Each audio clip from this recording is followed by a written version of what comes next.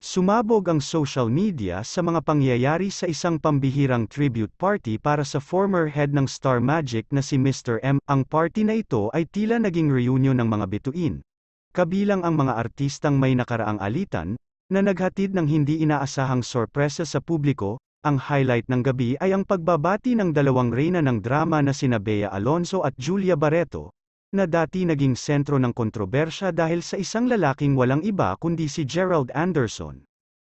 May ilan na nagbulong-bulungan na baka plastikan lang ang kanilang pagbabati, ngunit ang karamihan ay nagbunyi sa posibilidad na naglaho na ang mga hinanakit ng nakaraan.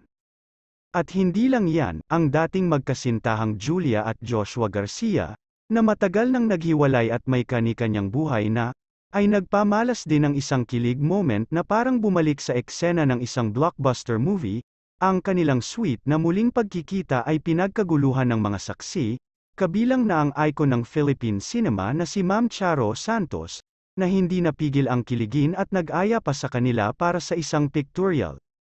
Ang gabi ay puno ng mga kakaibang sandali, na parabang isang eksena sa teleserye na hindi mo akalain na mangyayari sa tunay na buhay. Ang mga taga-suporta ni Julia at Joshua ay nagdiwang, umaasang baka ito na ang simula ng isang bagong kabanata sa kanilang kwento, sa isang gabi kung saan ang mga bituin ay nagningning ng sabay-sabay.